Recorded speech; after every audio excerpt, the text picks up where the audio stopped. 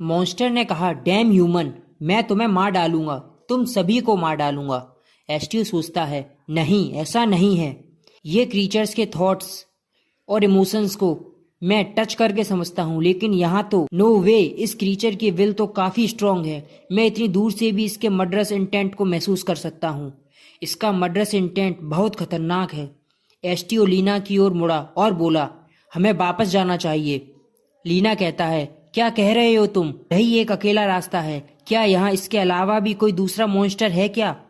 एस्टियो बोला, नहीं, और कोई नहीं, पर यह काफी डेंजरस है।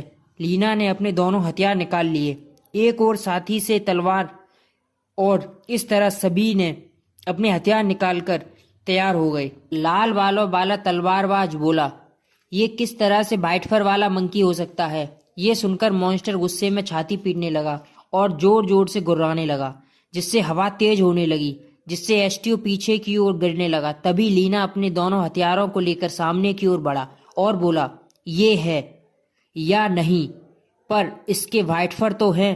तभी एक और योद्धा हंसते हुए कहता है, तुम सोचते हो सिर्फ वाइट फर काफी है? तभी लीना दोनों तलवारों के साथ मॉन्स्टर पर अटैक के लिए जंप लगा देता है, और साथ में जादूगर भी मॉन्स्टर पर आग के गोलों से अटैक करता है।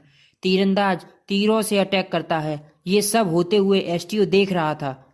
अपने ऊपर इस तरह अटैक होते देख मॉन्स्टर को और भी गुस्सा आ जाता है और वह तीरंदाज पर अटैक कर देता है, जिससे वह बहुत दूर जाकर गिरता है।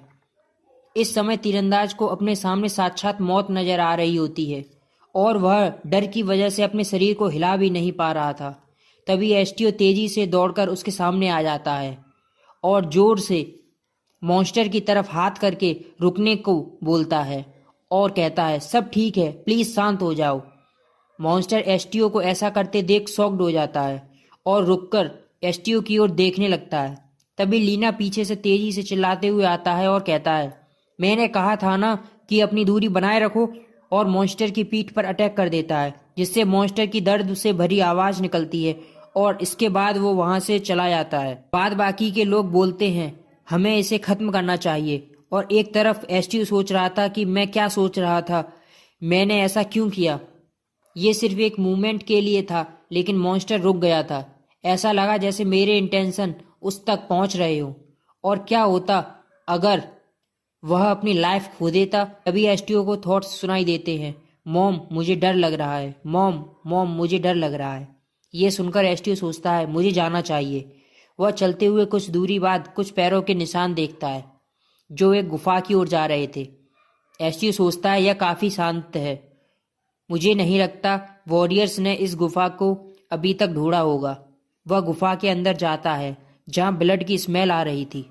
अंदर गुफा में पहुंचने के बाद सामने की तरफ बैठा हुआ मॉन्स्टर दिखाई देता है।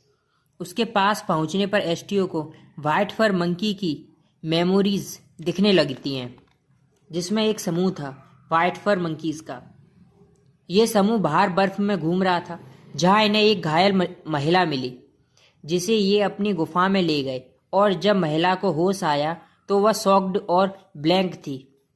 उसे कुछ समझ नहीं आ रहा था। तभी ये जो व्हाइट फर वाले मंकीज होते हैं, इनको यति कहते हैं, यति। तभी यति ने उस महिला को खाना दिया। फिर यति और महिला साथ में रहने लगे। फिर उनके एक बेबी हुआ, जो ना तो पूरी तरह यति था और ना ही पूरी तरह इंसान। तब महिला कहती है, यह एकदम स्नो की तरह प्रेटी है, तो इसका नाम हम नेजुरा रखेंगे। कुछ दिनों बाद शिकारियों का एक झुंड उस गुफा में आ गया। महिला ने बच्चे को छिपाने के लिए कहा और शिकारियों के सामने जाकर अपने परिवार को छोड़ने के लिए दया मांगी, लेकिन निर्दयी और क्रूअल शिकारियों ने उसकी एक न सुनी और उस पूरे यति के समूह को मार डाला। शिकारियों ने उसके पूरे परिवार और झुंड को उसकी आंखों के सामने मार डाला, तो छोटा सा यति का बच्चा गुस्से में एक सामान्य यति से काफी बड़ा हो गया, जो कि यति और मानव के मिश्रित खून से जन्मा था। एक दिन में सब कुछ खो देने वाला मॉन्स्टर गुस्से में पागल हो गया और वह उस शक्ति को नियंत्रित नहीं कर सका जिसे उसने पहले जगाया था। तो उसने मनुष्यों के प्रति अपने गुस्से को बढ़ाया और बदला लेने के लक्ष्य की ओर चल पड़ा। एसटीओ जो वहां खड़ा होकर उसकी सारी यादों को देख रहा था, अचानक उसने उसका नाम बोला, नेजू। मॉन्स्टर ने अपना नाम सुनकर बोला, मम्मी क्या ये आप हो? तब एसटीओ बोला, नहीं, मैं तुम्हारी मदर नहीं हूँ। मॉन्स्टर बोला, तो कौन हो? एसटीओ बोला, मेरा नाम एसटीओ है। नेजू बोलता है, एसटीओ, क्या एसटीओ मुझे मारने के लिए आया है? एसटीओ कहता है, नहीं। नेजू कहता है, क्यों आए हो? वो कहता है, मुझे नहीं पता, बस मुझे फील हुआ कि मुझे यहाँ आना चाहिए। नेजू उदास भरे लहजे में कहता है, ह्यूमंस, उन्होंने मेरी पूरी फैमिली को मार डाला। एसटीओ कहता है, मैं जानता हूँ। नेजू कहता है, वे सभी ह्यूमंस थे, तो भी उन्होंने मम्मी को भी मार डाला। एसटीओ हाँ कहता है। फिर नेजू कहता है, मैं नहीं जानता क्यों, ऐसा क्यों किया उन्होंने। एसटीओ कहता है, शायद उनका कारण मनी होगा। मनी, वो क्या होता है? ये एक ह्यूमन कॉन्सेप्ट है। वे मनी की हेल्प से चीज़ें लेते हैं, ऐसी चीज़ें जिसे ये मनी कहते हैं। ये मेरे पास हो तो क्या मैं इससे अपनी मम्मी से और फैमिली से मिल सकता हूँ?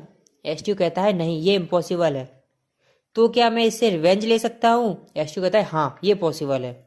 ओह, तो मनी से ये पॉसिबल है। तो फिर नेजू जोर जोर से रोने लगा और एसटीओ उसे देखता रहा। कुछ देर बाद नेजू ने अपने आंसू पोंछकर बोला, मैं डेफिनेटली बहुत गुस्सा था। मैं सभी को मारने के बारे में सोच रहा था, लेकिन जब एसटीओ तुम सामने आए तो मेरे लिए सब कुछ बेमतलब सा लगने लगा। एसटीओ बोला, ये मेरी गलती थी क्योंकि मैंने तुम्हारे इमोशंस को कंट्रोल किया था। Control emotion? क्या तुम्हारे पास ये एबिलिटी है? एसटीओ बोला, हाँ, मैं इसे अच्छी तरह से नहीं जानता, लेकिन ऐसा लगता है जैसे मैंने इमोशंस को रीड और कंट्रोल कर सकता हूँ। मैंने इसे तब यूज किया था जब मैंने तुमसे गुस्सा न होने के लिए कहा था। नेजू कहता है, अच्छा, पर अब ये मैटर नहीं करता। अभी मैं रियली काफ़ी अच्छा फील कर रहा हूँ। एसटीओ कहता है, क्या? नेजू कहता है, अगर रिवेंज को मनी से पाया जा सकता है तो मुझे नहीं लगता मुझे मनी की ज़रूरत है। वो काम तो मैं खुद भी कर सकता हूँ। अब बहुत हुआ, अब मैं रेस्ट करना चाहता हूँ। एसटीओ कहता है, अच्छे से रेस्ट करना। नेजू और यह कहकर वह गुफा से बाहर निकल आता है। बाहर आकर देखता है और कहता है, सूकी, क्या तुम हो?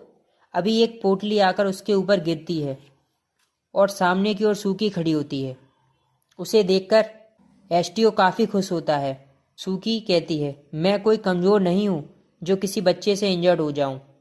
अच्छा, ऐसा है क्या? वो कहती है, हाँ, ऐसा ही है।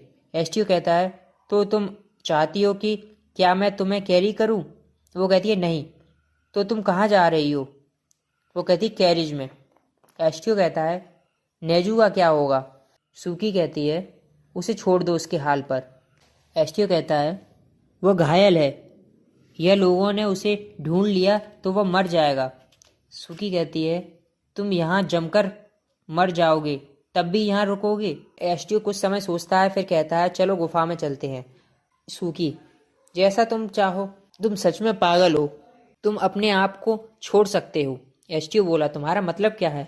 सूकी कहती है, तुम सोचते हो तुम्हें वो पैसे भी सभी लोग अबंडन कर देंगे, इसलिए तुम किसी से भी कोई उम्मीद नहीं रखते। वैसे भी ये बहुत एनोइंग है। एसटीओ वापस गुफा में जाकर पोटली में से कपड़े निकालकर पहनकर नेजू के पास नेजू से सर टिकाकर बैठ जाता है और सोचता है, काफ़ी ठंड है। नेजू ठंडे इलाके में रहने वाला है।